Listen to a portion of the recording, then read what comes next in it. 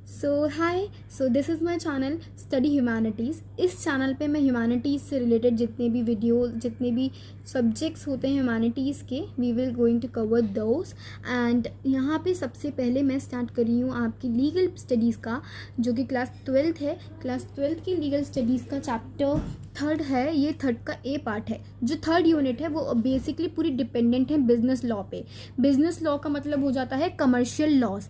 तो हम बेसिकली इसमें देखने वाले हैं कि कोई भी कमर्शियल सेटअप करने के लिए हमें कौन कौन सी लॉज हमारे इंडिया में या ऑल ओवर द वर्ल्ड भी कौन कौन से लॉज चलते हैं। यहाँ पे 12th की जो सिलेबस है उसी के अकॉर्डिंग समझाया हुआ है, तो हम सिंपल लैंग्वेज में समझने की कोशिश करेंगे। तो जो आपकी 3rd यूनिट है बिजनेस लॉ में 4 पार्ट्स हैं इसके, एंड बहुत ही इजी छोटे छोटे से चैप्टर्स हैं, जल्द ही कंप्लीट होने वाले चैप्टर्स हैं। तो इस चैप्टर को आगे बढ़ाने से पहले सबसे पहले हम ये देख लेते हैं कि इस चैप्टर में हम समझने क्या क्या वाले हैं। तो बेसिकली हम कॉन्ट्रैक्ट्स को देखने वाले हैं। तो कॉन्ट्रैक्ट्स क्या होते हैं हम उसको जानेंगे कि व्हाट इज कॉन्ट्रैक्ट्स। फिर हम देखेंगे कि इंट्रोडक्शन क्या होता है, फॉर्मेशन कैसे होता है कॉन्ट्रैक्ट्स का, किसको कॉन्ट्रैक्ट्स कहते हैं, किसको एग्रीमेंट कहते हैं, ये देखेंगे। हम एसेंशियल एलिमेंट्स कॉन्ट्रैक्ट्स के कि कॉन्ट्रैक्ट्स के लिए जो एक्टिविटी है वो कॉन्ट्रैक्ट कैसे बनेगी, कोई भी ट्रांजेक्शन है वो कॉन्ट्रैक्ट कैसे बनेगी, उसके एसेंशियल एलिमेंट्स क्या होंगे हम उसे देखेंगे, और डिफरेंट टाइप्स ऑफ कॉन्ट्रैक्ट्स। फिर हम देखेंगे कि कौन से कॉन्ट्रैक्ट्स वॉइड होते हैं, कौन से एग्रीमेंट्स वॉइड होते हैं, वॉइडेबल होते हैं, इलीगल होते हैं। और फिर हम देखेंगे कि डिस्चार्ज ऑफ कॉन्ट्रैक्ट का क्या प्रोसेस होता है। एंड देन इसके बाद जो रेमेडीज हमें ब्रीच ऑफ कॉन्ट्रैक्ट में, जिसको हम डैमेजेस कहते हैं, वो दे रखे हम वो समझेंगे। तो सबसे पहले जो ये बॉक्स है इसमें आपको बताया हुआ है कि एक अमृतलाल करके पर्सन है जिसको 5 किलो चावलों की ज़रूरत है। अब उसने क्या किया, उसने 10 किलो आम के लिए 5 किलो चावल का एक्सचेंज कर दिया। मतलब 10 किलो आम थे उसके पास, उसको 5 किलो चावल की ज़रूरत थी, तो उसने 10 किलो आम दे दिए और 5 किलो चावल ले लिए। तो जब उसने ये ट्रांजेक्शन किया तो उसको ये महसूस हुआ कि उस समय पे क्या था, मैंगो का सीज़न नहीं था। मैंगो का सीज़न ना होने के चक्कर पे जो ये 10 किलो का आम थे ये एक रेयर कॉमोडिटी हो गई। तो ये रेयर कॉमोडिटी थी और ये चीप एक्सचेंज नहीं हुआ। अब पहले के ज़माने पर तो ये सब चल जाता था, क्योंकि पहले के ज़माने पर क्या था, बार्टर सिस्टम चलता था। मतलब गुड्स के एक्सचेंज में गुड्स चलते थे। कॉमोडिटी इकोनॉमी भी कहा जाता है हमारे बार्टर सिस्टम को। तो बार्टर सिस्टम में क्या होता था कि गुड्स के अगेंस्ट गुड्स एक्सचेंज होते थे। तो पहले तो ये चल जाता था, बट जैसे मनी का इन्वेंशन हुआ, मनी एक कॉमन मीडियम ऑफ एक्सचेंज बन गई, तो उसमें हमने ये देखा कि जो मनी था जैसे ही वो बना तो इसके वजह से क्या हुआ, कोई भी ट्रांजेक्शन यूनिफॉर्मली किया जा सकता था। अब कोई भी ट्रांजेक्शन यूनिफॉर्मली किया जा सकता था। अब ये हमारे लिए इजी बन गया था कि हम क्या करें, ट्रांजेक्शन्स कर पाएँ। तो जो भी डेफिनेट ट्रांजेक्शन्स थे, 2 लोगों के बीच में ट्रांजेक्शन होने का मतलब है एक गुड्स दूसरे इंसान के पास जा रहा है और दूसरे इंसान का गुड्स उसी दूसरे इंसान के पास हो रहा हो। फॉर एग्जाम्पल अगर हम बात कर लेते हैं, जैसे हम बात कर लेंगे कि ए गुड है और एक पर्सन है ए और एक पर्सन है बी। अब इसने ए के पास कोई गुड है वो बी को दे रहा है और बी के पास कोई गुड है वो ए को दे रहा है, तो ये ट्रांजेक्शन हो गया। तो ऐसे ही ट्रांजेक्शन्स होते हैं। अब ये जो डेफिनेट ट्रांजेक्शन्स होते हैं उनको हम कॉन्ट्रैक्ट कहते हैं। अब जो है कॉन्ट्रैक्ट जो है वो क्या करता है, बिजनेस ट्रांजेक्शन्स को रेगुलेट करता है 2 पार्टीज के बीच में। अब ये जो पार्टीज हैं ये डोमेस्टिकली भी हो सकती हैं। डोमेस्टिकली का मतलब हो गया कि डोमेस्टिक लेवल पे जो है पार्टीज हो सकती हैं, और इंटरनेशनली मतलब विदेश में भी ये पार्टीज के बीच में ट्रांजेक्शन्स हो सकता है। तो अभी हम देखेंगे कि कॉन्ट्रैक्ट्स का इंट्रोडक्शन कैसे होता है। पहले कॉन्ट्रैक्ट्स क्या होते हैं, देखो कॉन्ट्रैक्ट्स एक बहुत ही ज़्यादा इंपॉर्टेंट पार्ट है हमारी कमर्शियल लॉ का। क्यों? क्योंकि जितने भी कमर्शियल लॉ ट्रांजेक्शन्स होते हैं वो क्या होते हैं, वो बेसिकली एक एग्रीमेंट से या कॉन्ट्रैक्ट से ही स्टार्ट होते हैं। अब देखो कॉन्ट्रैक्ट्स को समझने से पहले हमें यहाँ पे कुछ डेली लाइफ के एग्जांपल्स दे रखे हैं। जैसे हम ग्रॉसरी खरीदने जा रहे हैं, तो ग्रॉसरी खरीदने के एक्सचेंज में हम क्या दे रहे हैं, हम दुकानदार से ग्रॉसरी ले रहे हैं, आम मर्रा का सामान जो हमें हमारी ज़रूरत का है वो ले रहे हैं, और उसके बदले में उसको ट्रांजेक्ट करके क्या दे रहे हैं, पैसा दे रहे हैं। कैब को बुक कर रहे हैं, हम एक सर्विस ले रहे हैं बुक। एक कैब में हम क्या करते हैं, हम सर्विस ही तो लेते हैं। तो हम कैब से जाते हैं किसी जगह पे, हम किसी जगह से दूसरी जगह में जाने के लिए जो सर्विस हम ले रहे हैं उसके लिए हम पैसा देते हैं। तो ये कुछ डे टू डे एक्टिविटीज़ हैं जो कि क्या है, एक कॉन्ट्रैक्ट्स को इन्वॉल्व करती हैं। अब कोई भी जो बिजनेस ट्रांजेक्शन होता है, बिजनेस ट्रांजेक्शन में होता क्या क्या है, बिजनेस ट्रांजेक्शन में सेल या परचेज होगा, मतलब कोई सामान खरीदेगा और बेचेंगे, और सेल परचेस होगा या एक्सचेंज होगा सर्विसेज का, एक दूसरे से सर्विसेज का एक्सचेंज हो जाएगा। ये इम्पॉर्टेंट है हमारी डे टू डे एक्टिविटीज़ के लिए, और डे टू डे एक्टिविटीज़ में भी कॉन्ट्रैक्ट्स का इन्वॉल्वमेंट होता है। अब ऐसे एग्जाम्पल में एक एग्रीमेंट या कॉन्ट्रैक्ट, अब एक एग्रीमेंट या कॉन्ट्रैक्ट क्यों ज़रूरी है, हमें तो ये तो समझ में आ गया कि कॉन्ट्रैक्ट इंपॉर्टेंट है कमर्शियल लॉ में, क्योंकि जितने भी कमर्शियल लॉज हैं वो ट्रांजेक्शन, उनका जो ट्रांजेक्शन होता है वो एग्रीमेंट से या कॉन्ट्रैक्ट से ही स्टार्ट होता है। अब ये एग्रीमेंट ज़रूरी इसलिए है क्योंकि ये एक पर्सन को उसके राइट्स, उसके ऑब्लिगेशंस और उसकी लाइबिलिटीज़ को शो करता है। क्या? एक राइट्स, उसके ऑब्लिगेशंस एंड लाइबिलिटीज़ जो है पार्टीज़ की, वो बताता है। अगर हम इंडिया में बात करें तो इंडिया में जो है इंडियन कॉन्ट्रैक्ट एक्ट 1872 जो है वो इंडिया में इन्फोर्सेबल है, और इसमें इंडिया के कॉन्ट्रैक्ट्स के बारे में समझाया हुआ है, कॉन्ट्रैक्ट्स के बारे में बताया हुआ है। अब ये जो कॉन्ट्रैक्ट है इंडियन कॉन्ट्रैक्ट एक्ट 1872 बहुत ही ज़्यादा इंपॉर्टेंट है। इसमें ये बोला हुआ है कि जितने भी एग्रीमेंट्स हैं जो इन्फोर्सेबल हैं बाय लॉ, जो लॉ ने इन्फोर्स करे हैं, वो कॉन्ट्रैक्ट कहलाते हैं। हर एग्रीमेंट कॉन्ट्रैक्ट नहीं होता, पर हर कॉन्ट्रैक्ट एक एग्रीमेंट होता है। ये समझने में थोड़ी दिक्कत आ रही होगी, देखो मैं समझाती हूँ।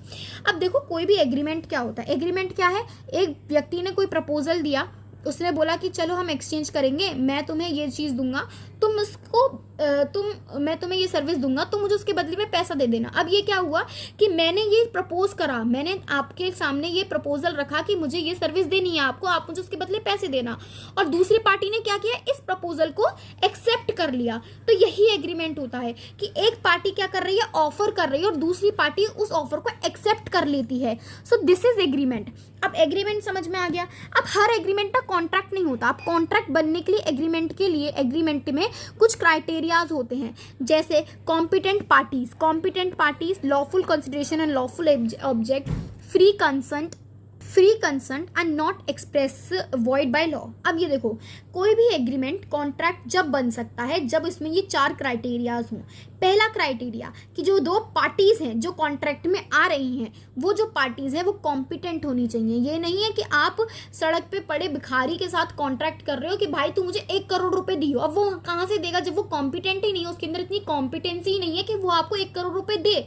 तो आप उसके साथ कॉन्ट्रैक्ट में आओगे तो आप ही का नुकसान है, उसका कोई नुकसान नहीं है। नुकसान उसका भी हो सकता, उसका भी नुकसान होगा, वो बेचारा जेल में, वो भी सड़क पे बेचारा जेल पे चला जाएगा अगर आपने केस कर दिया तो, ठीक है। पर इसमें कॉम्पिटेंसी नहीं हुई तो उसको कोई जेल नहीं जा सकती, क्योंकि आपने ही सोच समझ के एग्रीमेंट नहीं किया, क्योंकि कॉम्पिटेंसी तो थी नहीं कॉन्ट्रैक्ट में आने की। दूसरा है lawful consideration and lawful object, मतलब कोई भी कॉन्ट्रैक्ट ऐसा नहीं होना चाहिए कि जिसमें क्या है, अनलॉफुल एक्टिविटी हो। मतलब आप कॉन्ट्रैक्ट कर रहे हो कि भैया किसी का मर्डर कर देना, भैया आप ऐसा करो, आप मेरे साथ कॉन्ट्रैक्ट में आ जाओ, आपको मैं कह रही हूँ आप जाके किसी पर्सन के घर पे लूट कर लो, चोरी कर लो, तो ये सब क्या है, ये कॉन्ट्रैक्ट्स अनलॉफुल या इलीगल हुए। तो ऐसे कॉन्ट्रैक्ट्स में आप नहीं आ सकते। कॉन्ट्रैक्ट एग्रीमेंट जब कॉन्ट्रैक्ट बनेगा जब उसमें लॉफुल कंसिडरेशन या लॉफुल ऑब्जेक्ट हो। तीसरा होता है फ्री कंसेंट। अभी मैंने बताया कि एक पार्टी प्रपोज करे और दूसरी पार्टी एक्सेप्ट कर ले। अब जो दूसरी पार्टी एक्सेप्ट कर रही है ना, वो किसी दबाव में एक्सेप्ट कर रही हो तो वो एक कॉन्ट्रैक्ट नहीं बन सकता एग्रीमेंट। वो कब कॉन्ट्रैक्ट बनेगा, जब फ्री कंसेंट हो, जब वो पार्टी अपने आप चाह रही हो कॉन्ट्रैक्ट में आना, जब वो आपका ऑफर फ्रीली एक्सेप्ट कर रही हो तब। तो फ्री कंसेंट का मतलब होता है फ्री एक्सेप्टेंस। तो आपको ये पता चल गया। Then we will move to next page. अब जो 4th क्राइटेरिया है किसी भी एग्रीमेंट को कॉन्ट्रैक्ट में बदलने का, वो है कि वो जो एग्रीमेंट है वो वॉइड नहीं होना चाहिए। वॉइड का मतलब होता है नल। आप अपने पॉलिटिकल साइंस में 11th क्लास में पॉलिटिकल साइंस में पढ़ के आए होंगे कि प्राइम मिनिस्टर जो हैं, जो प्रेसिडेंट हैं सॉरी, वो वॉइड कर सकते हैं किसी भी एक्शंस को। तो वॉइड, उनके पास वॉइडेबल पावर होती है, ठीक है, पॉकेट वॉइड जिसको आप कहते हो। तो जो वॉइड है मतलब नल कर देना किसी चीज़ को, मतलब किसी चीज़ को, ऐसी चीज़ जिसको आप जीरो या नल कहते हो, तो वो ऐसे एग्रीमेंट कॉन्ट्रैक्ट नहीं हो सकते जो कि लॉ ने ही मना कर दिए हो। लॉ के अनुसार वो वॉइड हैं, वो बंद हैं, वो नल हैं। आप उनको क्या है, उनका कॉन्ट्रैक्ट नहीं बना सकते। इसलिए तो अभी हम देख रहे हैं कि जो सेक्शन 10 है आईसीए का, वो ये बताता है कि जितने भी कॉन्ट्रैक्ट्स हैं all contracts agreements but all agreements are not contracts.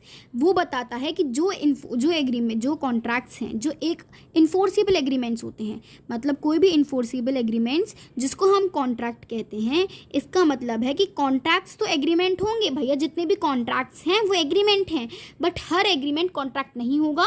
इसमें अभी हमने पढ़ लिए वो 4 क्राइटेरिया कि जब ये 4 क्राइटेरिया होंगे तभी कोई एग्रीमेंट कॉन्ट्रैक्ट बन सकता है, वरना वो एग्रीमेंट कॉन्ट्रैक्ट नहीं हो सकता। तो ये हमने पढ़ लिया है। अब हम आ जाते हैं इंटेंशन टू कॉन्ट्रैक्ट। तो इंटेंशन टू कॉन्ट्रैक्ट में आप ये जानने वाले हो कि कॉन्ट्रैक्ट में आने से पहले आप जो पार्टीज़ हैं वो किस इंटेंशन से कॉन्ट्रैक्ट में आ रही हैं। अब कॉन्ट्रैक्ट में आने से पहले क्या किसी पार्टी का इंटेंशन क्या होना चाहिए, तो इसमें यही बता रखा है कि कोई भी कॉन्ट्रैक्ट में आने से पहले जो पार्टी है उसका जो क्या कह सकते हैं, उसका जो इंटेंशन होगा, सॉरी मैंने बहुत बार रिपीट कर दिया, उसका जो इंटेंशन होगा वो एक लीगल ऑब्लिगेशन होगा। मॉरल ऑब्लिगेशन या मॉरल रिलेशन नहीं माना जाता कॉन्ट्रैक्ट्स में। कॉन्ट्रैक्ट्स में आने से पहले जो 2 पार्टीज़ हैं उनका इंटेंशन लीगल ही होना चाहिए। तो अभी हम यहाँ पे केस पढ़ने वाले हैं बेल्फर वर्सेस बेल्फर का, जिसमें हम देखने वाले हैं एक एग्रीमेंट में एक हस्बैंड और वाइफ आते हैं। अब क्या होता है कि बेसिकली हस्बैंड और वाइफ जो हैं वो इंग्लैंड गए होते हैं। अब वहाँ पे जो वाइफ होती है वो बीमार पड़ जाती है। अब जो डॉक्टर्स हैं वो ये कहते हैं कि जो उनकी वाइफ हैं उनको क्या है, फुल बेड रेस्ट चाहिए और उनको इंग्लैंड में ही रहना पड़ेगा ट्रीटमेंट को कंटिन्यू करने के लिए। अब क्या होता है, जो ये लोग तो सिर्फ कुछ दिनों के लिए रहने आए थे इंग्लैंड में, बट जो काम था इनका असली वो सिलोन में था। सिलोन मतलब श्रीलंका में था। तो अब जो था, क्योंकि डॉक्टर्स ने एडवाइस कर दिया कि भैया वाइफ को तो इंग्लैंड में रहने की ज़रूरत है, तो वाइफ तो इंग्लैंड में रह गई और हस्बैंड जो है वो चले गए सिलोन। हस्बैंड ने ये कहा था, हस्बैंड ने ये प्रॉमिस कर दिया था कि मैं तुम्हें हर महीने $30 का, क्या है, आपको $30 का हर महीने में पैसे भेजा करूँगा, जिससे आप क्या करोगे, अपने ऊपर स्पेंड करना और अपने जो किराया, अपना जो हॉस्पिटल जो बिल है वो भी आप भरते रहना। अब कुछ टाइम तक तो जो हस्बैंड था उसका, उन्होंने भेजा पैसा, बट कुछ समय के बाद क्योंकि लॉन्ग डिस्टेंस था तो मिसअंडरस्टैंडिंग बन गई, उनके बीच में डिफरेंसेस आने लग गए, तो हस्बैंड ने पैसा भेजना बंद कर दिया। अब जो वाइफ थी उसने एक्शन लिया और उसने क्या किया, कोर्ट में जाके एप्लीकेशन फाइल करी और केस फाइल कर दिया और कह दिया कि मेरे को हम लोग कॉन्ट्रैक्ट में थे और मेरे हस्बैंड ने मुझे पैसा भेजना बंद कर दिया है, तो ये कॉन्ट्रैक्ट हमारा ख़राब हो गया, अब आपको हस्बैंड को पनिश करना चाहिए।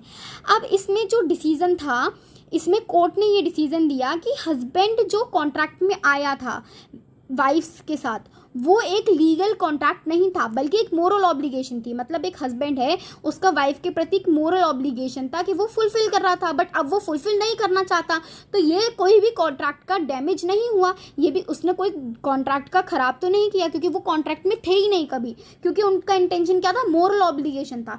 जब वो लीगली कॉन्ट्रैक्ट में आते तो उनको सज़ा दी जाती है, पर क्योंकि वो लीगली कॉन्ट्रैक्ट में नहीं थे तो हस्बैंड को सज़ा नहीं दी गई। ये जो केस है इसको बेल्फर वर्सेस बेल्फर कहा जाता है। इस केस में हमें यह पता चला कि कोई भी कॉन्ट्रैक्ट में आने से पहले पार्टीज का इंटेंशन लीगल ऑब्लिगेशन का होना चाहिए, ना कि मोरल ऑब्लिगेशन का। अब हमने ये समझ लिया कि कॉन्ट्रैक्ट क्या होता है, हमने ये भी देख लिया कि हर कॉन्ट्रैक्ट एग्रीमेंट होता है पर हर एग्रीमेंट कॉन्ट्रैक्ट नहीं होता, हमने इंटेंशन भी पढ़ लिया। अब हम देखेंगे कि हमने ये देखा था कि जो एग्रीमेंट है वो एक बंदा प्रपोज करता है और दूसरा बंदा एक्सेप्ट करता है। अब जो प्रपोजल होता है ना, हम उसके बारे में देखेंगे। तो ऑफर या प्रपोजल फर्स्ट स्टेप होता है कॉन्ट्रैक्ट के फॉर्मेशन में, जब एक पर्सन विलिंगनेसली अपनी स्वेच्छा से क्या कर रहा है, किसी चीज़ को करना चाह रहा है या ना करना चाह रहा है, और उसको दूसरे पर्सन को वो साइन कर रहा है, वो सिग्निफाई कर रहा है अपनी विलिंगनेस को, तो वो ऑफर कहलाता है। अपने आप से वो प्रपोजल कर रहा है। अब जो पर्सन ऑफर कर रहा है वो ऑफरर कहलाएगा, और जो पर्सन जिसको ऑफर किया गया है वो ऑफरी कहलाएगा।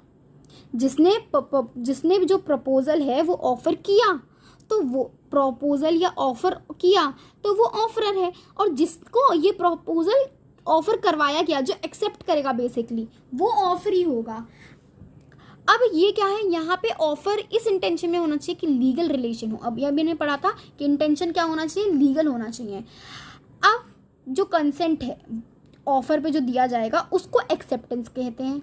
सेक्शन 2 में, सेक्शन 2 जो है उसमें क्लॉज बी में हमें बताया हुआ है कि ऑफ एक्सेप्टेंस क्या होता है। अब जो एक्सेप्टेंस होगा वो कैसे दिखाएगा, बाय सेइंग येस, ओके और clicking on I agree on offer website button, website also amounts to acceptance, offer when accepted becomes an agreement, an agreement is also called as promise. तो कह रहे हैं कि एक्सेप्टेंस करने के बाद कोई भी ऑफर जब एक्सेप्ट कर जाता है तो वो एग्रीमेंट बन जाता है और उस एग्रीमेंट को प्रॉमिस भी कहते हैं। तो offer plus acceptance is equals to agreement. तो बेसिकली हमने क्या देखा कि पहला स्टेप क्या होता है, प्रपोजल करते हैं। हमने क्या पढ़ा था कि एग्रीमेंट में क्या होगा, प्रपोजल करेगा एक व्यक्ति और सामने वाला व्यक्ति उसको एक्सेप्ट कर लेगा, तो वो एग्रीमेंट होता है। तो वही समझाया हुआ है कि जो पर्सन कि एक पर्सन अपनी स्व इच्छा से किसी चीज़ को करने या ना करने का प्रपोजल रखता है, जो कि ऑफरर कहलाता है, जो कि प्रपोजल रख रहा है, और जिसके लिए ये प्रपोजल रखा गया है, जो उस प्रपोजल को एक्सेप्ट करेगा वो ऑफरी कहलाएगा। अब जब ये प्रपोजल एक्सेप्ट कर लिया जाएगा, उसको ऑफरी के द्वारा ये जो ऑफर है एक्सेप्ट कर लिया जाएगा तो उसको एक्सेप्टेंस कहेंगे। और ऑफर और एग्रीमेंट दोनों, ऑफर और एक्सेप्टेंस दोनों को मिला के एक एग्रीमेंट बन जाता है। उस एग्रीमेंट को हम प्रॉमिस भी कहते हैं। सिंपल। अगर नहीं समझ में आता है तो एक बार और समझते हैं। देखो, वैसे तो आ गया होगा कि ऑफर और प्रपोजल, अगर नहीं आया तो आप कमेंट सेक्शन में आप कमेंट कर सकते हैं, मैं आपको रिप्लाई कर दूंगी। अब हम एक इलस्ट्रेशन देखते हैं। सो इस इलस्ट्रेशन से आपको ये टॉपिक समझ में आ जाएगा। तो इसमें बताया हुआ है कि एक ए नाम का पर्सन मान लेते हैं, या एक ए पार्टी है। अब जो ए पार्टी है वो क्या कर रही है, वो अपनी विलिंगनेस दिखा रही है कि उसको अपना कॉटेज बेचना है। अब वो कॉटेज किसको बेचना चाहता है, बी को बेचना चाहता है। कितने रुपए में, 5 लाख रुपए में। अब यहाँ पे जो ए है वो अपनी विलिंगनेस दिखा रहा है, वो ए के सामने, ये बी के सामने ये प्रपोजल रख रहा है कि उसको अपना कॉटेज बेचना है।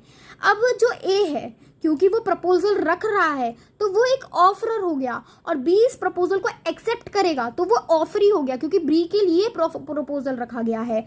अब जब बी इस प्रपोजल को मान जाएगा तो वो एक एक्सेप्टेंस बन जाएगी, और जब ऑफर एक्सेप्ट कर ली जाती है तो वो एक एग्रीमेंट बन जाता है। इतना ही था इसमें। अब हम यहाँ पे एक और नया इंटरेस्टिंग टॉपिक पढ़ने वाले हैं, जिसमें है, जो कि है जनरल ऑफर। तो इसमें भी हम एक केस के बारे में पढ़ने वाले हैं, जिसमें बताया हुआ है Carlill versus carbolic smoke ball. तो बेसिकली कार्बोलिक स्मोक बॉल एक मेडिसिन कंपनी थी जो कि ट्रीटमेंट ऑफ इन्फ्लुएंजा के लिए मेडिसिन बनाती थी। अब कंपनी को ऐसा लगता था कि उनकी दवाई खाने के बाद जो इन्फ्लुएंजा बीमारी है वो पूरी तरीके से ठीक हो जाएगी। तो कंपनी को ये लगता था कि उनकी दवाई खाने से जो इन्फ्लुएंजा बीमारी है वो ठीक हो जाएगी। तो उन्होंने क्या किया, एक एडवर्टाइजमेंट लगाया, जिसमें उन्होंने कहा कि $100 वो देंगे उस पर्सन को जो कि जिसको इन्फ्लुएंजा हो जाता है दोबारा से, मतलब उसको इन्फ्लुएंजा है, उसने स्मोक बॉल की दवाई खाई और उसके बाद 15 दिन के बाद फिर से अगर उसको इन्फ्लुएंजा हो जाता है तो कंपनी क्या करेगी, ₹100 का रिवॉर्ड देगी। अब ये जो एडवर्टाइजमेंट था, इसमें ये स्टेट भी किया गया था कि ₹1000, मतलब $100 का क्या करेगी, रिवॉर्ड देगी। इसने ये भी स्टेट कर रखा था इस एडवर्टाइजमेंट में कि इस प्रपोजल को फुलफिल करने के लिए 100,000 जो है वो डिपॉजिट कर दिए in the bank name alliance bank, इस रिवॉर्ड को पे करने के लिए। मतलब $100 देने थे, और उन जो $100 है उसको देने के लिए $1000 उन्होंने पहले से ही बैंक में डिपॉजिट कर दिए हैं। ये भी उन्होंने इस एडवर्टाइजमेंट पे मेंशन किया था। इस एडवर्टाइजमेंट को देखने के बाद जो मिसेस कार्लिल थी, Carlill versus carbolic smoke ball है ना, तो जो कार्लिल थी, मिसेस कार्लिल, इन्होंने क्या करा, ये इन्फ्लुएंजा से पीड़ित थी, इन्होंने डायरेक्शन के अकॉर्डिंग क्या करा, स्मोक बॉल मेडिसिन खा ली, और फिर उनको दोबारा से इन्फ्लुएंजा बीमारी हो गई 15 दिन के बाद। तो मिसेस कार्लिन ने क्या करा, कंपनी को स्यू कर दिया और कहा कि भैया मैं तो दोबारा से बीमार हो गई 15 दिन के बाद, आपकी जो दवाई थी उसने मेरे को दोबारा से मतलब आपकी दवाई खाने के बाद मैं दोबारा से बीमार हो गई। आपने ये कहा था कि अगर हमारी दवाई खाने के बाद 15 दिन के बाद दोबारा से अगर किसी को इन्फ्लुएंजा हो जाता है तो आप $100 देंगे, तो अब मुझे $100 चाहिए। तो उन्होंने कंपनी को स्यू कर दिया। अब जो अब जो मैन्युफैक्चरिंग कंपनी थी, मतलब जो कार्बोलिक स्मोक बॉल कंपनी थी, उसने अपने अपने उसमें सपोर्ट में क्या कहा कि हम तो नहीं देंगे ये $100। क्यों नहीं देंगे? क्योंकि हमारा कोई इंटेंशन नहीं था लीगल रिलेशन में आने का। हम कोई डायरेक्टली लीगल रिलेशन में आए क्या? हमने आके कार्डियल के साथ कोई कॉन्टैक्ट किया क्या कि भैया मुझे तू दवाई खा ले और तू अगर दोबारा से तू ठीक हो जाती है तो हम जीते, और नहीं होती है तो मैं तुझे $100 लूँगी, वही $100 दूंगा। तो उसने वो ये कहते हैं कि हमारा तो कोई इंटेंशन ही नहीं था लीगल रिलेशन में आने का। जो एडवर्टाइजमेंट था वो तो इसलिए लगाया गया था ताकि मार्केटिंग बूस्ट हो। तो पहला उन्होंने क्या कारण दिया कि हमारा कोई इंटेंशन नहीं था, हम लीगल रिलेशन में नहीं आए हैं, और हमने तो एडवर्टाइजमेंट इसलिए लगाई थी ताकि हमारी जो प्रोडक्ट है उसकी सेल बढ़ जाए। दूसरा उन्होंने कहा कि advertisement was not an offer as it would not made to an particular person. तो उसने क्या कहा, दूसरा कारण ये दिया कि जो एडवर्टाइजमेंट लगाई गई थी वो एक प्रपोजल या ऑफर नहीं थी। क्यों नहीं थी? क्योंकि वो एक पर्टिकुलर पर्सन से की ही नहीं गई थी, वो तो पब्लिक में या पूरे वर्ल्ड से की गई थी, कम्युनिकेशन थी ये तो एक तरीके से। तो ये बाइंडिंग नहीं होगा, मतलब ये कॉन्ट्रैक्ट नहीं होगा, क्योंकि वो कॉन्ट्रैक्ट में नहीं आए तो वो $100 नहीं देंगे। फिर तीसरा उन्होंने क्या दिया कि एक्सेप्टेंस बाय ऑफरी, क्योंकि जो कार्डियल थी उन्होंने इस ऑफर को एक्सेप्ट करा, पर उन्होंने क्या खुद से आके कम्युनिकेट किया नहीं किया, तो इसलिए ये कॉन्ट्रैक्ट बाइंडिंग नहीं होगा और हम कार्डियल को, जो कार्डियल का क्लेम है $100 वो नहीं देंगे। अब कोर्ट ने क्या किया, जो कार्बोलिक कंपनी थी उसको बोला कि आप तो स्यू करे जाओगे भाई। क्यों? क्योंकि आपने जो कॉन्ट्रैक्ट रखा है ना वो एक जनरल ऑफर है। जनरल ऑफर में ये उन्होंने कहा कि मिसेस कार्डियल को उनके $100 दिए जाएंगे, क्योंकि आपने ये जो ऑफर था इसमें आप लीगल रिलेशनशिप में आना चाहते थे, आपका रियल इंटेंशन था लीगल रिलेशनशिप में आने का किसी के भी साथ। जो भी ऑफर एक्सेप्ट करता है, मिसेस कार्डियल ने ऑफर एक्सेप्ट करा तो आपको उनको $100 देने होंगे। ये आपने एक जनरल ऑफर किया और जनरल ऑफर वैलिड होगा, बिना कम्युनिकेशन के भी आपको ऑफरी को पैसे देने पड़ेंगे, आपको कार्डियल को पैसे देने पड़ेंगे, क्योंकि आपने ये जनरल ऑफर किया था। आपने एडवर्टाइजमेंट में ये भी स्टेट किया था, आपने एविडेंस भी दिया था कि आपने $1000 डिपॉजिट करे हैं, तो इसलिए आपको अब $100 तो देने ही पड़ेंगे। तो इसमें क्या हुआ, कार्डियल जीत गई, कार्डियल को $100 मिल गए, कंपनी को स्यू कर दिया गया था, मतलब कंपनी को रिवॉर्ड देना पड़ा। अब हमारा जो फोर्थ टॉपिक है वो है कंसीडरेशन। अब कंसीडरेशन भी एक इंपॉर्टेंट एलिमेंट है। अभी तक हमने क्या क्या पढ़ लिया कि कॉन्ट्रैक्ट क्या होता है, फॉर्मेशन कैसे होता है, किसी भी एग्रीमेंट का कॉन्ट्रैक्ट, किसी एग्रीमेंट को आप कॉन्ट्रैक्ट कैसे कहोगे, हमने ये देख लिया। उसके बाद हमने ये भी देख लिया कि भैया क्या कहते हैं, इंटेंशन क्या होना चाहिए कॉन्ट्रैक्ट में आने का, और फिर हमने ऑफर और एक्सेप्टेंस भी देख लिया। अब हम देख रहे हैं, हमने जनरल ऑफर देख लिया और अब हम कंसीडरेशन देख रहे हैं। कंसीडरेशन एक इम्पॉर्टेंट एलिमेंट है, कॉन्ट्रैक्ट कंसीडरेशन के बिना हो ही नहीं सकता। कंसीडरेशन का मतलब है दो पार्टीज जब एक दूसरे के साथ कॉन्ट्रैक्ट में आ रही हैं तो दोनों पार्टीज एक दूसरे को रिटर्न में कुछ दे रही हों, तब वो है कॉन्ट्रैक्ट माना जाता है। Consideration can be in nature of an act of और forbearance. The general rule is that an agreement without consideration is void.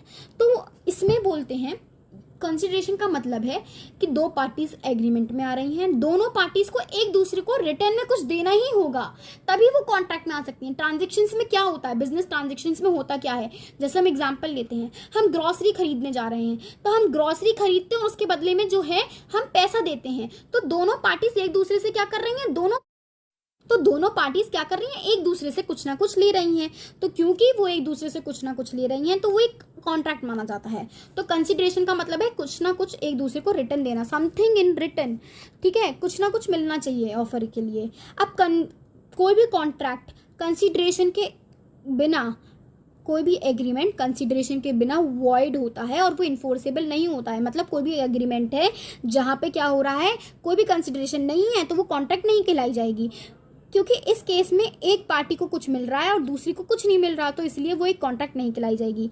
फिर दूसरे में यहाँ पे एक एक्सेप्शन भी बताया गया है कि जनरल रूल में तो आप अगर कहो तो कंसीडरेशन के बिना आप एक कॉन्ट्रैक्ट में नहीं आ सकते, बट अगर कोई अपने नेचुरल लव से या रजिस्टर्ड एग्रीमेंट से अगर अपने आप कंसिडरेशन दे रहा है, मतलब कुछ रिटर्न में दे रहा है, बट आपसे रिटर्न में कुछ नहीं ले रहा, तो वो कोई प्रॉब्लम नहीं है। ये पास्ट में भी हो सकता है, प्रेजेंट में भी हो सकता है, फ्यूचर में भी हो सकता है, और ये इलीगल भी नहीं माना जाएगा। बेसिकली इसमें बताया हुआ है कि कोई ऐसी सिचुएशंस भी होती हैं जहाँ पे आप अपनी मर्जी से दूसरे पर्सन को कुछ दे रहे हो और उससे रिटर्न में आप कुछ नहीं लेते, तो वो भी इलीगल या इमोरल नहीं माना जाएगा। फॉर एग्जाम्पल क्या है, गिफ्ट देना, अपनी इच्छा से गिफ्ट दे दिया, तो ये सब क्या होता है, हम गिफ्ट देते हैं, हम बर्थडे पार्टी में जाते हैं, हम गिफ्ट देते हैं, तो क्या हम उससे कहते हैं कि भैया रिटर्न गिफ्ट दो? हम नहीं कहते, वो अपने आप देते तो अलग बात है, पर हम खुद नहीं देते हैं, मतलब हम खुद नहीं लेते, हम उससे एक्सेप्ट नहीं करते कि हम अगर उसको गिफ्ट दे रहे हैं तो वो भी हमें रिटर्न में कुछ दें।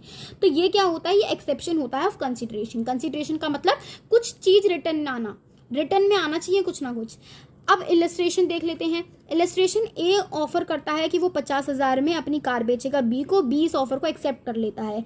इस केस में जो कंसीडरेशन ए की है वो कार है और कंसीडरेशन बी की 50,000 है। बेसिकली इसमें बताया हुआ है कि ए एक पार्टी है, वो क्या करती है, वो अपनी गाड़ी बेचना चाहती है 50,000 में, ठीक है। बी को बेचना चाहती है 50,000 में। अब बी क्या करता है, बी इस गाड़ी को एक्सेप्ट कर लेता है, तो बी को रिटर्न में क्या मिल रही है, बी को तो गाड़ी मिल रही है, और बी क्या कर रहा है, उसको इस गाड़ी के बदले ए पार्टी को क्या दे रहा है, 50,000 रुपये दे रहा है। तो दोनों को रिटर्न में कुछ ना कुछ मिल रहा है, इसलिए वो एक कॉन्ट्रैक्ट माना जाएगा, क्योंकि वो वॉइड नहीं होगा, क्योंकि दोनों को क्योंकि दोनों के बीच में कंसिडरेशन या कुछ ना कुछ रिटर्न में मिल रहा है। और जो दूसरा इलस्ट्रेशन है ये आपको बेसिकली उसका एक्सेप्शन बता रहा है कि ए नेचुरल लव या अफेक्शन दिखाने के लिए अपने बेटे को प्रॉमिस करता है कि वो उसे 1,000 रुपये देगा to be in writing and registered it. This is a contract and absence of consideration does not make it void. तो इसमें ए अपना प्यार दिखाने के लिए अपने बेटे को 1,000 रुपये दे देता है और 1,000 रुपये दे देता है। और क्या वो बी से कुछ एक्सेप्ट करता है, नहीं, यहाँ पे बी उसको रिटर्न में कुछ नहीं देता, फिर भी ये जो है इलीगल नहीं माना जाएगा, क्योंकि ये नेचुरल लव या अफेक्शन दिखाने के लिए किया गया है, इसको भी इमोरल या इलीगल नहीं माना जाता। तो अब हम देख रहे हैं एक Indian case, Durga Prasad versus बालदियो। तो बेसिकली इस केस में क्या होता है कि प्लांटिव होता है, वो क्या करता है, उसको ड्यूटी दी जाती है डिस्ट्रिक्ट कलेक्टर डीएम के थ्रू कि एक टाउन में उसको कुछ शॉप्स बनानी है। अब क्या करा, प्लांटिव ने शॉप्स बना दी। शॉप्स बनाने के बाद जो डिफेंडेंट है, जो शॉपकीपर है, वो इससे शॉप को खरीद लेता है और वो डिफेंडेंट प्लांटिव को प्रॉमिस करता है कि वो हर आर्टिकल बेचने पे उसे 5% देगा। पर कुछ समय के बाद जो डिफेंडेंट है, जो शॉपकीपर है, वो प्लांटिव को 5% का कमीशन नहीं देता। तो डिफेंडेंट क्या कहता है, अपना कमीशन रिकवर करने के लिए कोर्ट के पास जाता है। कोर्ट साफ साफ रिजेक्ट कर देती है प्लांटिव के एक्शन, ये कह के कि जो प्लांटिव था वो किसके साथ कॉन्ट्रैक्ट में था, वो डिस्ट्रिक्ट कलेक्टर के साथ कॉन्ट्रैक्ट में था, ना कि डिफेंडेंट के साथ।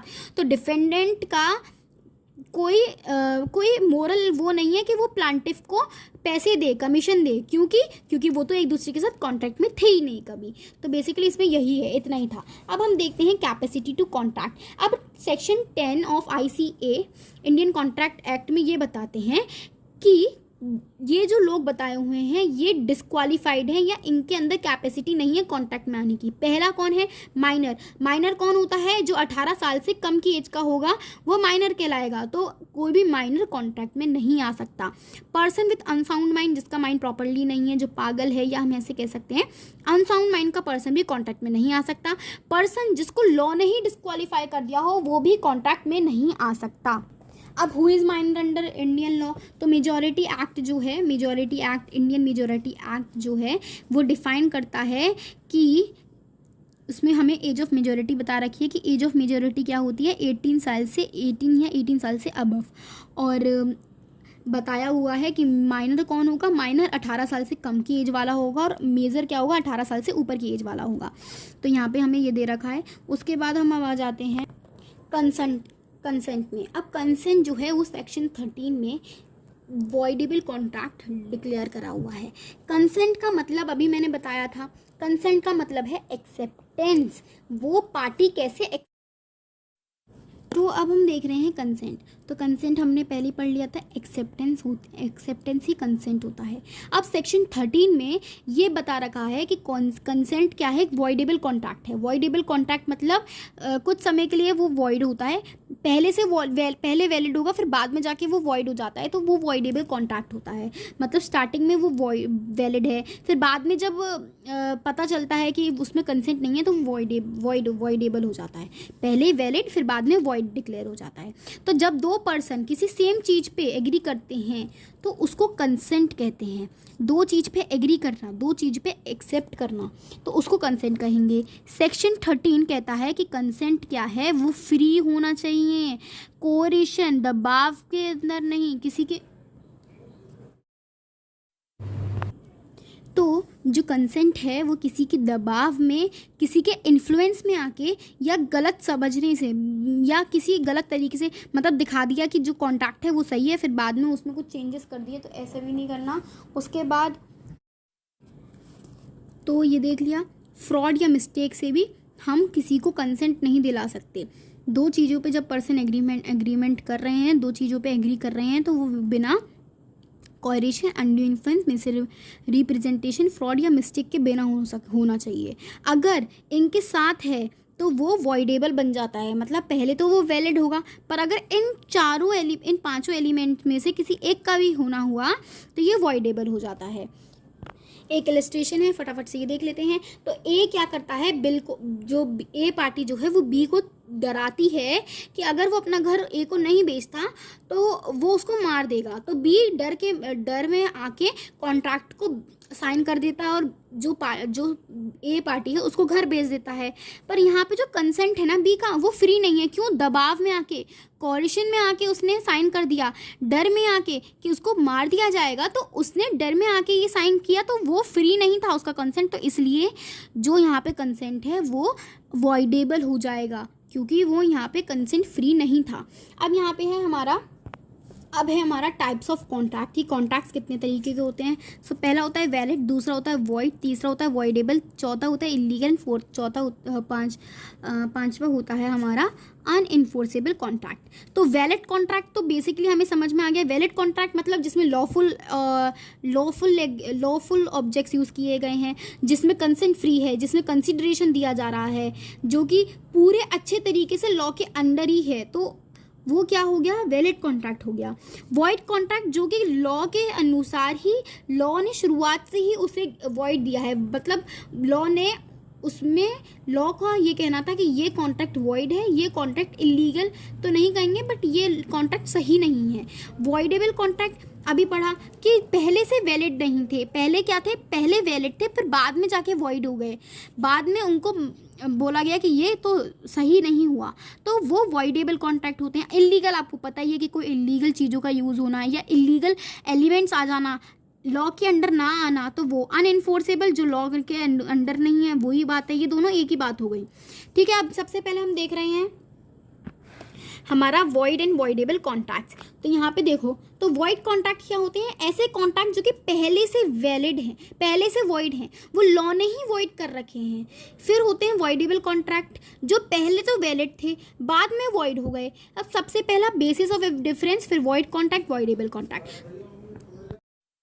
तो जो वॉइडेबल कॉन्ट्रैक्ट हैं वो सेक्शन 2(1) ICA में और सेक्शन 2J, सॉरी ये I है और ये J है, तो इनमें इनके लीगल प्रोविजंस हैं।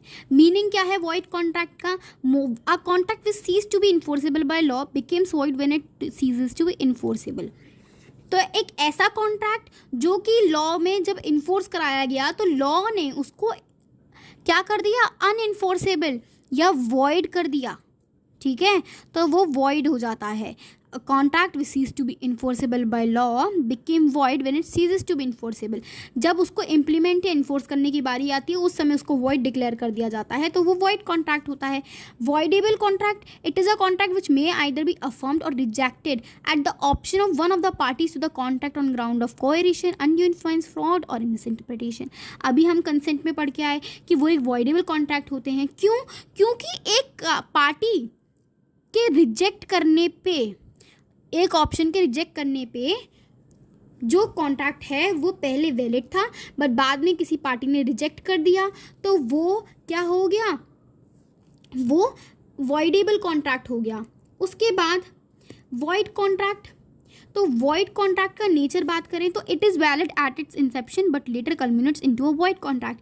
ये भी क्या था, वैलिड था, पहले वैलिड था ये, फिर बाद में क्या हो गया, वॉइड ही हो गया। अब वो ठीक ही नहीं हो सकता, अब क्योंकि वो वॉइड डिक्लेयर है तो आप ऐसे कॉन्ट्रैक्ट में आ ही नहीं सकते। पर वॉइडेबल क्या कॉन्ट्रैक्ट है, ये इन्फोर्सेबल रहता है जब तक डिक्लेयर नहीं कर दिया जाता वॉइड।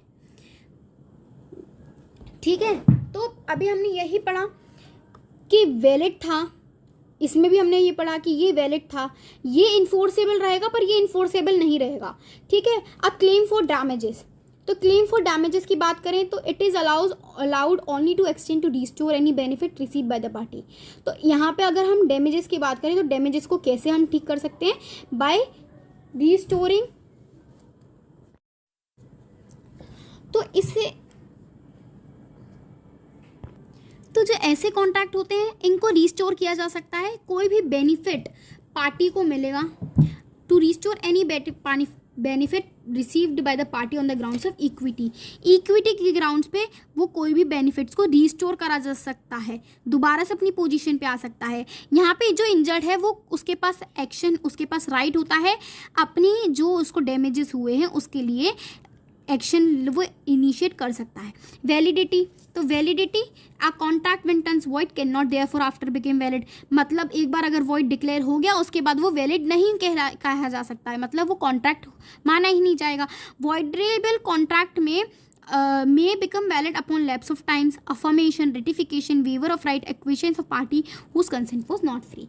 तो voidable contract क्या होंगे, voidable contract, तो जो वॉइडेबल कॉन्ट्रैक्ट है वो वैलिड हो सकता है कैसे, लैप्स ऑफ टाइम, समय कुछ समय के बाद, affirmation, ratification, waiver of right, acquiescence of the party whose consent was not free, जब जो पार्टी फ्री नहीं थी उसी के वजह से तो वो वॉइडेबल हुए, क्योंकि एक पार्टी ने रिजेक्ट कर दिया या एफर्म कर दिया, उसने सच्चाई बता दी कि मुझ पे तो भाई दबाव बनाया गया था इसलिए मैंने इस कॉन्ट्रैक्ट को साइन किया।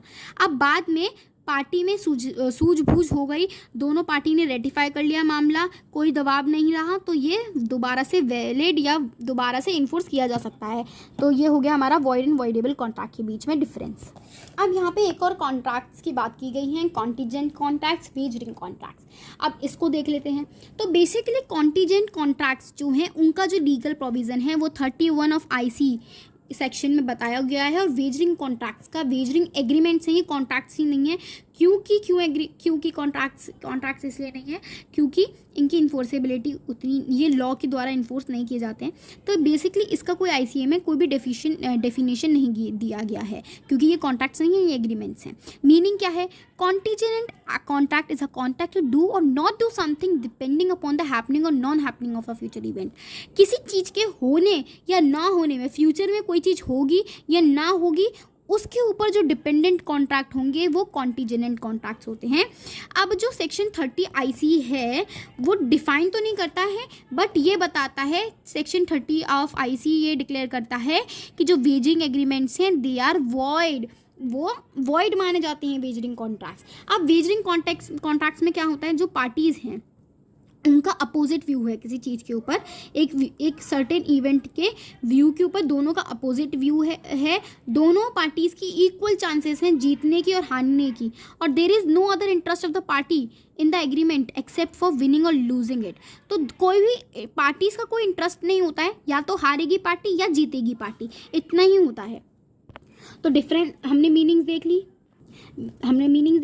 तो कॉन्टीजेंट किसी चीज़ के होने या ना होने पे, किसी फ्यूचर इवेंट के होने या ना होने पे डिपेंडेंट होता है। और वेजरिंग कॉन्ट्रैक्ट जिसमें क्या होती है, दोनों पार्टीज़ के अपोजिट व्यूज़ होते हैं, दोनों का इक्वल चांसेस होता है जीतने और हारने का, और दोनों पार्टीज़ में विनिंग या लूज, हारने के अलावा दोनों में कोई कॉन्ट्रैक्ट नहीं होगा, या तो कोई हार जाएगा या कोई जीत जाएगा। इसमें दोनों में कॉन्ट्रैक्ट है किसी चीज़ के होने या ना होने पे। अब वो होगा तो जीतेंगे, ना होगा तो कॉन्ट्रैक्ट हारेंगे। इन्फोर्सेबिलिटी की बात करें तो कॉन्टीजेंट जो कॉन्ट्रैक्ट्स हैं वो इन्फोर्सेबल हैं, एंड जो वेजरिंग कॉन्ट्रैक्ट्स हैं वो इन्फोर्सेबल नहीं है। अनसर्टेन फ्यूचर इवेंट, यहाँ पे हमने देखा ना अनसर्टेन फ्यूचर इवेंट, तो uncertain future event does not determine the outcome of the contract, it is only collateral to the contract.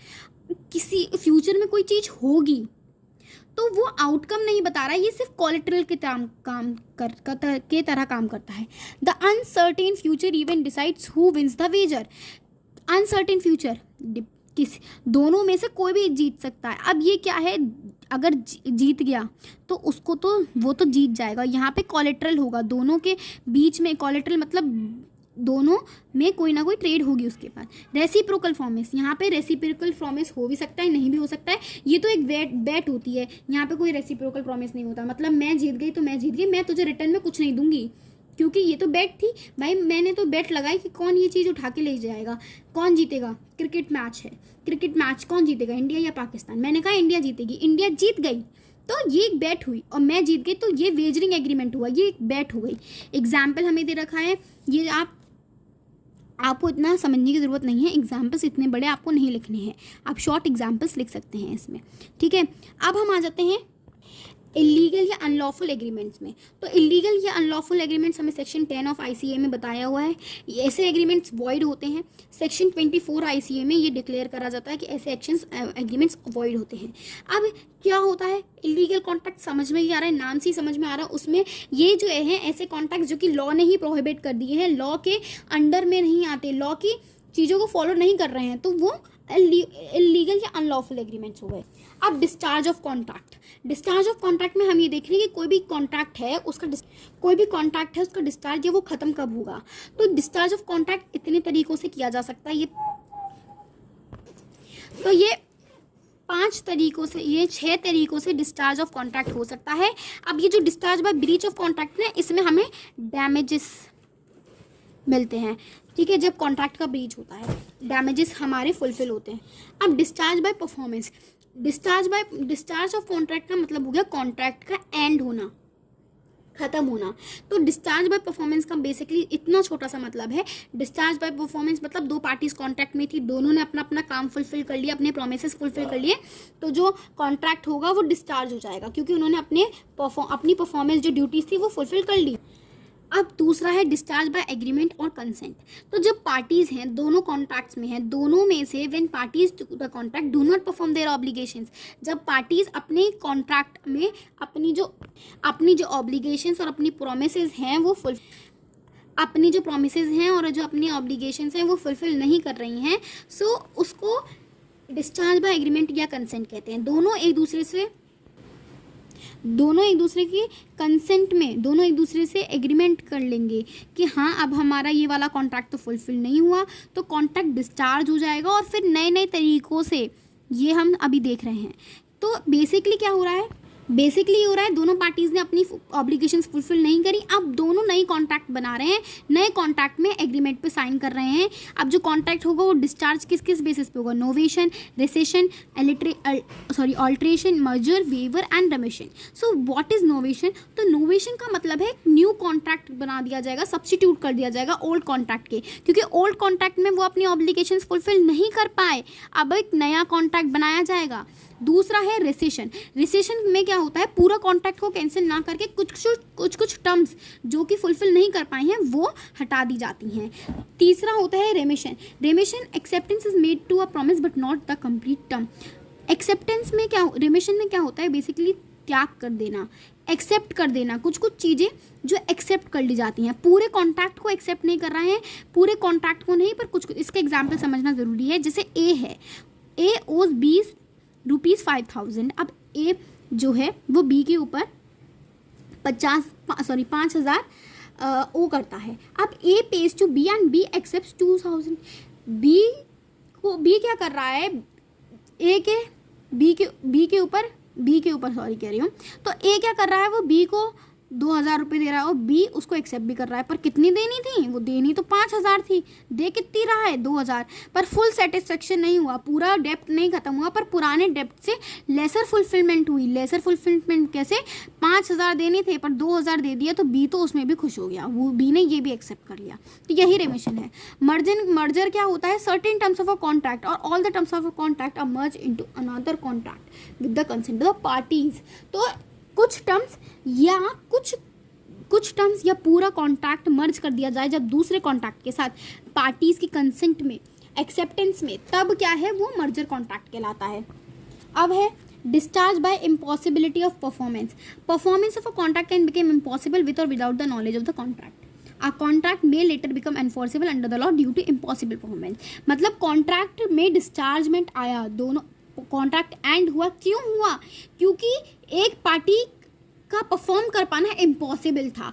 It can become impossible. क्यों इम्पॉसिबल हो सकता है? जैसे जिस चीज़ पे आपका कॉन्ट्रैक्ट बना था उस चीज़ का डिस्ट्रैक्शन हो जाना, ख़त्म हो जाना, डिस्ट्रक्शन आ जाना, डेथ. जिसके साथ कॉन्ट्रैक्ट में आए तो वही मर गया. तीसरा, non existence of state of things having effect directly और इनडायरेक्टली.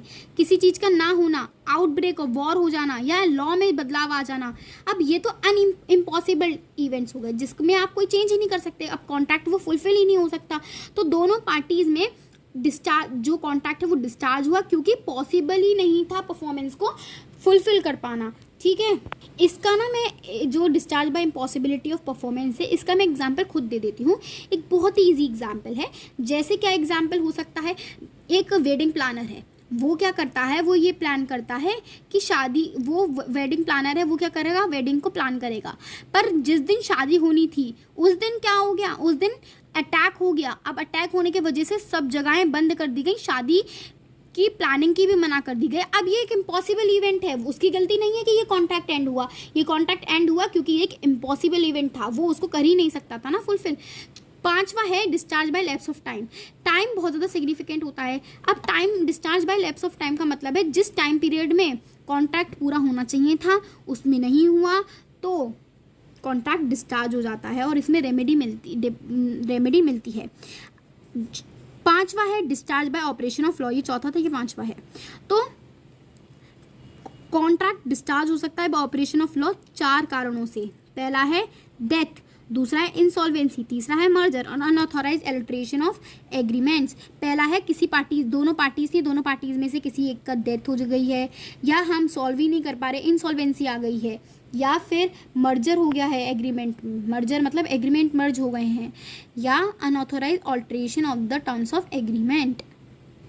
अब है लास्ट इसमें discharge by breach of contract. Breach का मतलब हो गया पार्टीज ने अपनी ऑब्लिगेशंस भी नहीं फुलफिल करी और ना ही उस ऑब्लिगेशन, जब ये कॉन्ट्रैक्ट टूट गया तो ब्रीच का मतलब है कॉन्ट्रैक्ट का टूट जाना. कॉन्ट्रैक्ट के टूट जाने के वजह से कॉन्ट्रैक्ट का डिस्चार्ज या एंड हो जाना. अब जब कॉन्ट्रैक्ट का ब्रीच होता है ना तो पार्टीज तो ऑब्लिगेशंस या ब्रीच हो गया कॉन्ट्रैक्ट का. अब इसमें कंपनसेशन भी मिलता है और डैमेजेस भी मिलता है जिस पार्टी ने कॉन्ट्रैक्ट को ब्रीच किया है. ये सेक्शन 73 में आपको बताया हुआ है.